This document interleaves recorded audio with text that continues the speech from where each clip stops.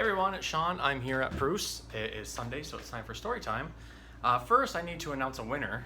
Yesterday, Kirby posted up a photo of a children's frog shirt because we're celebrating Panamanian golden frogs.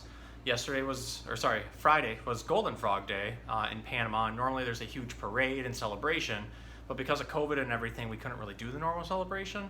So we made a bunch of posts online and we asked people to print off a picture we put up of a Panamanian golden frog face, and your kids can color it, and we can post them online. And then we had shirts and we have the mask, the Save What You Love mask here, and everything else. And you can also do the roundup where you round your change up at Bruce, all to help out frogs. So in the meantime, we were going to give away some shirts. So the winner this week is Melissa, and I believe it's her son Colton. So congratulations, you guys. You just have to get a hold of Bruce through our Facebook page, and you'll be able to come get your shirt. Now, this week for story time is pretty cool because I'm actually in the Bruce nursery right now. Bet you guys didn't know we had a nursery. We actually do as much in-house breeding of animals as possible because we don't want to be pulling animals out of the wild, and we don't really want to support basically industries that do too much breeding and overbreed, basically like the equivalent of a puppy mill or something like that. So we handpick a bunch of animals here that we see as our pets. We don't overbreed or anything like that. We do what the recommended breeding per year would be on these animals in the wild. So we've got degus, we've got chinchillas, hedgehogs, hamsters, guinea pigs, you name it. There's all kinds of cool stuff up here. So the nursery is pretty awesome, which is why I'm trying to be a little quiet because there are some newborns in here. And we want to make sure that they aren't too disturbed or anything. But there have been a lot of animals making some noises and chirping to me and everything else. So the cage behind me is actually chinchillas, which I've never really talked about chinchillas before in any of my videos, but I do have a chinchilla right here. This is Bruno. He is an ebony chinchilla. Now, chinchins are pretty awesome. They come from the Andes Mountains in South America, and there's long-tailed and short-tailed chinchillas. They're very, very soft. Their fur is very fine. In fact, if it gets wet, it can actually mat them down and make them very sick. So in order for these guys to bathe, we actually use volcanic ash, and they roll around it and have all kinds of fun, and that's how they keep themselves clean. They like living way high up in the mountains, so about 10,000 feet to 16,000 feet up, which means it can get very cold, down to 20 degrees. So they have very, very thick fur, and that helps them out. And then they live in rock crevices up there and any alcoves that they can find. You can kind of see he's curling up underneath my chin and into my hands because that's kind of a natural place for these guys to want to hide. They would kind of want to be in tight little spots, not out in the open. If they're out in the open, that means predators, things like hawks and small cat species, can get at them. These guys are omnivores. You'd be surprised something so cute might eat meat, but mainly it's things like insects and sometimes bird eggs. Other than that, they munch on all kinds of leaf matter and veggies and seeds out in the wild. Pretty much anything that they can get their little mouths on. Now, they look like rabbits, but they're not actually related to rabbits. These guys are more closely related to guinea pigs. They've got long teeth that keep growing and they need to wear down. And then they have a few little claws. Can't really feel them too much. But that helps them for catching on to stuff and climbing really well. They have long whiskers. This helps them to feel things out around their environment. And they're what's known as crepuscular. So you've probably heard of nocturnal, which is nighttime, and diurnal, which is daytime. Crepuscular means sunrise or sundown. So these guys are crepuscular and nocturnal. So getting a little wound up, buddy? So they do like to sit up high. They don't really want to be cuddled too much, although they can get used to it. So I'm trying to get him to his safe spot that he feels okay. I don't want him climbing away though too much. I don't want him jumping off of me. Oh, come here, Bruno. Can we sit still? Because we still have to read a book to you. So today, we are going to be reading Lost and Found House by Consuelo Joerns. You ready, buddy?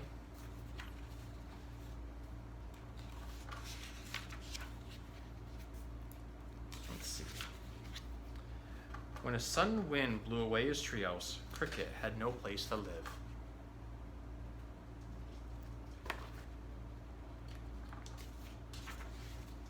He looked everywhere for a new house.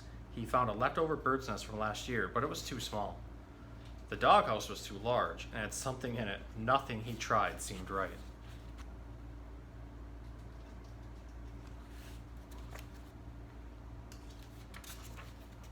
One day it rained, and he ran for the old barn. It was very dark and spooky, so he hid in a wheelbarrow till daybreak. When he woke up, he thought he must be dreaming. There in the corner was a tiny house. It was slightly falling apart, but it looked empty. His heart thumped as he pushed the door open. It creaked open.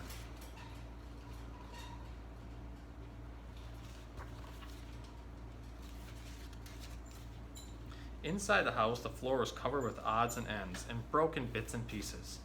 He went upstairs. There was nothing there but rickety bed and a mattress that needed stuffing. The place was really a shambles.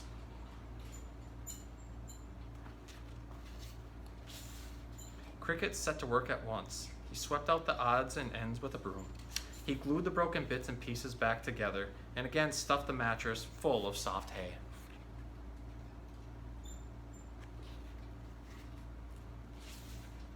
He made new shingles for the roof and put up the fallen shutters. Then he painted Cricket's house on a sign and hung it over the door. At last, Cricket moved into his new house, but...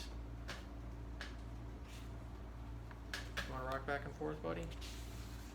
The next day, everything in the barn was taken out and carted away to the dump.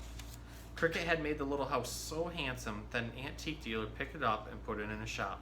That night, Cricket went exploring. He found a china bathtub and carried it home.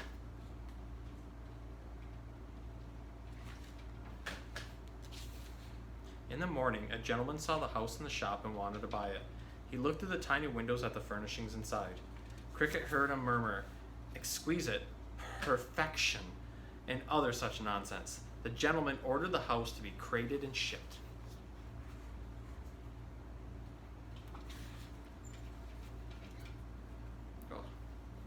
Oh, he made me lose my page, big guy. You just have to get comfy again. Now I gotta find where we were. The crate marked fragile, or fragile, I hope some of you got that reference, with the house inside it and Cricket inside the house, was put on a ship which sailed at midnight.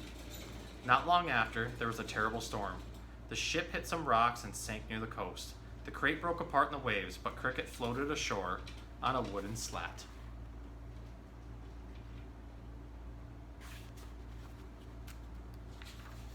When the sun came up, he found his house washed up on a sandy beach. Most of the furniture had been swept out the door by the sea.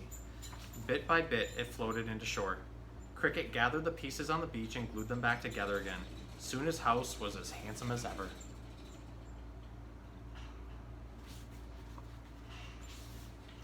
Then winter came and brought howling winds. Shingles blew off the roof and let rain in through the cracks. Before Cricket could patch the roof, the rain changed to snow. It snowed so much it blocked the door and covered the windows and still kept it on snowing. It was dark inside and freezing cold.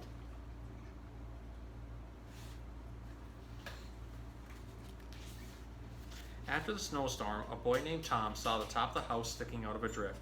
He brushed off the snow. "Just what I need, a station house for my train," said Tom with great excitement. He carried the little house home. Tom set the house down in his room. He was about to take off the battered old sign and put up one that said Tom's Station when he heard a tiny cough. He looked inside the window and saw.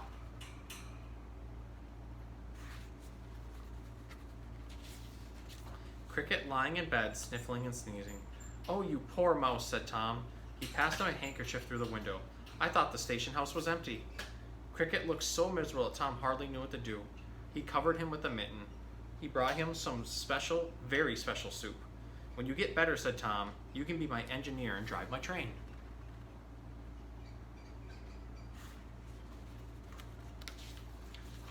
Cricket lay in bed for a few days snuggled under Tom's mittens, slowly getting better. He listened to the tap, tap, tap of Tom's hammer nailing down shingles. In his sleep, he heard the train roar past his house whistling. Then he had a fantastic dream, but he woke up still in bed.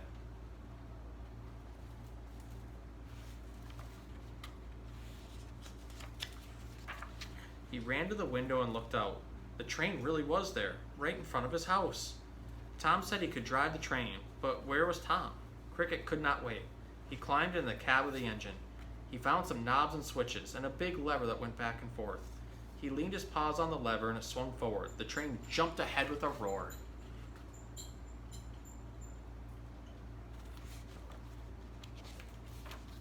It raced along the tracks out of control. Soon his house was far behind. The train thundered through tunnels whistling. It whizzed over bridges. From far away, Cricket heard Tom's voice shout, "Slow down!" But the more he leaned on the lever, the faster the train went.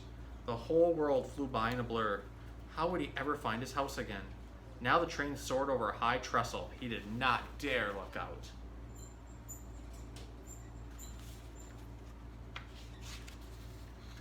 "Pull the lever back," shouted Tom, this time sounding nearer. At last Cricket understood what to do. He clutched the lever and pulled it back as far as it would go. The speeding train slowed down and stopped. Cricket tumbled out of the engine. In a daze, he had stopped the train, but he had lost his house. Then he opened his eyes and...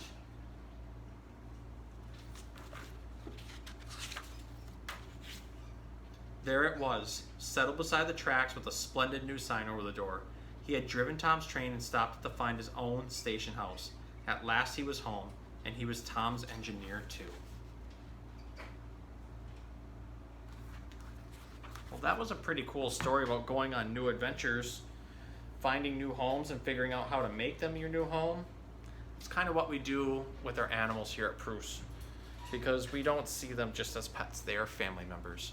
And part of bringing them home is making sure that it feels like home to them and they have things that make them comfortable. Just like with Bruno's house behind me. See, it's all kinds of toys and houses in there. There's lots of things for him to jump around on. There's a big wheel for him to run on. And then, of course, we get him out for exercise and to look at different things. Like right now, he's looking at how handsome he is and what a great chinchilla he is. Want a close up? Yeah, you see how handsome you are. So, sometimes we have to move in life even if we don't want to. I had to move when I was little and didn't want to. And I've moved lots of times since then. But each time you find a way to make it a new home. So, alright. Hope you guys enjoyed Storytime. Yeah, I think Bruno did. Oh, there we go, buddy.